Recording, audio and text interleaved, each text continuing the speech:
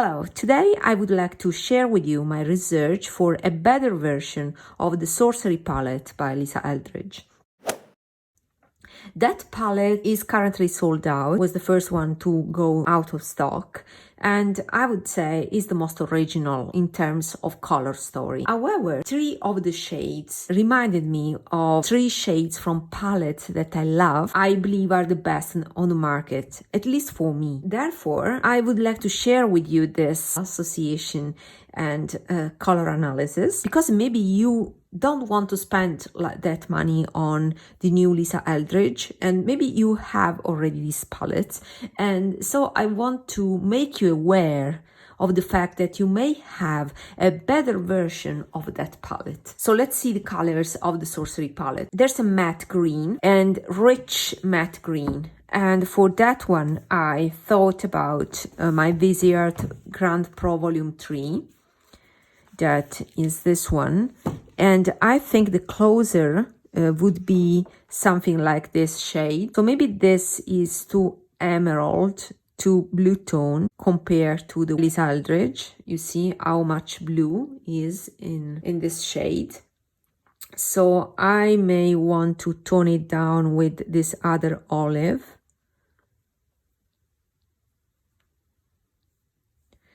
So I need to overlap two shades. The Viseart, as you may know, Viseart mattes for me are the best on the market, but unfortunately they do not swatch in the best way.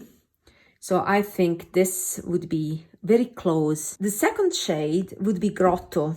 And Grotto actually is a shade that I don't think I own in my collection, but I don't want that shade in my collection. I think it's not flattering on me, and I can recreate it by layering a few shades. So I thought about this Viseart Volume 2, Grande Pro Volume 2.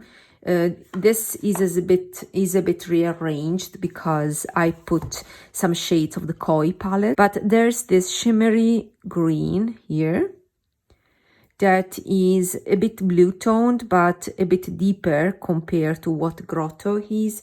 So I can lighten up with something like this Tom Ford, how it's called, Soleil et Lune from the Epic collection from, I think it was 2019. And this is a light sage green that can lighten up this shade and make it quite close to the actual color, what I think is the actual color. So this I think is enough of a dupe for me. So it's fine for me to spend my time to overlap some shades to get something similar. So this is another one. And what I don't like from this is that it's quite blue toned. The blue toned green is not really flattering on me. It emphasizes my bluish dark circles, so it makes me look aged. So it's something that I don't want for me.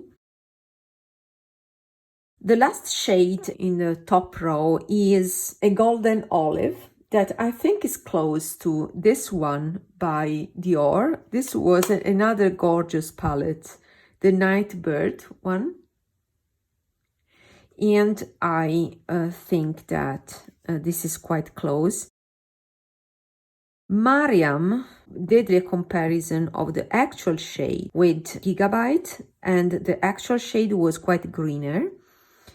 I think this is the right tone that can duplicate the actual color in that palette.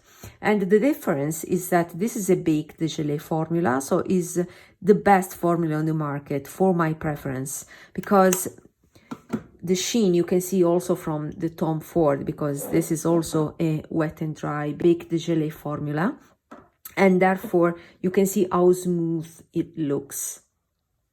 And the same it is for this one. So these actually for me are an upgrade compared to the actual palette. This is also the best matte in the market in my opinion. So with this trio I already have a better version of the actual palette, and this is actually the reason why I didn't purchase the palette, because I think I have better options already in my collection. Then let's go to the bottom 3 shades. I will start from, you know, the last one, the left one, that is a blue shade.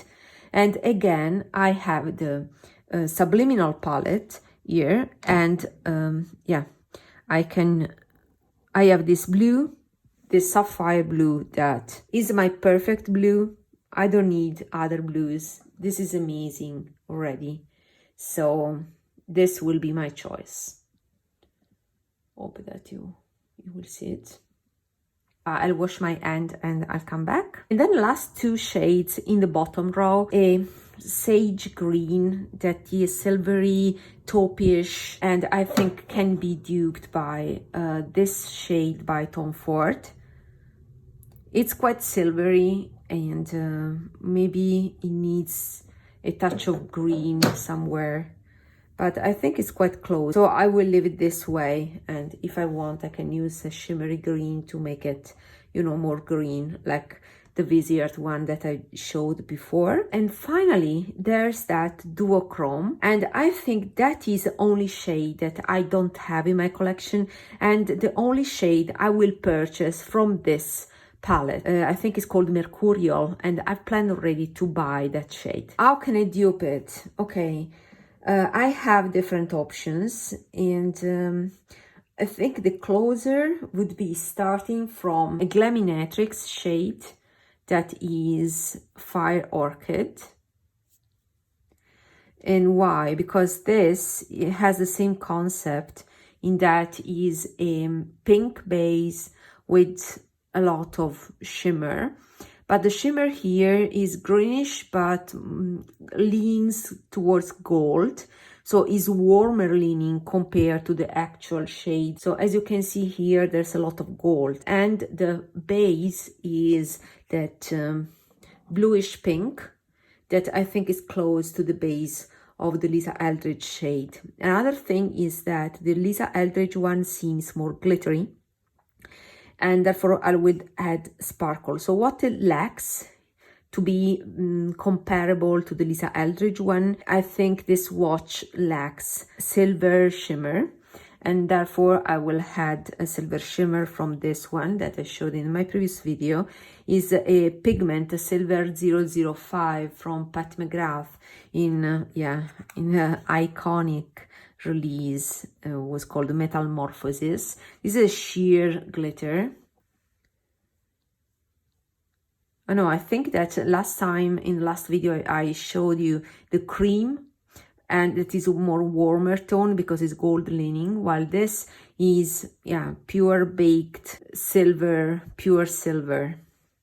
And here we have it, and I think this resembles a lot of the actual shade. Maybe the real shade from Lisa is chunkier of a shade with more visible shimmer particles, but still I think this is quite close. So here you have it. This is my Sorcery palette that I think is the best version. For sure there are some of my most favorite formulas, my favorite matte in the market, my favorite shades like Baked Gelée formula in the market, my favorite again Blitz shade from Pat McGrath in the Subliminal palette, another favorite shade because this is Baked Gelée from Tom Ford, and this, I have something that is quite satisfying of a dupe by layering an indie shade Glaminatrix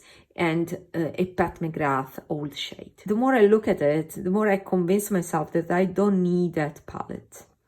So see you until next video. Bye bye.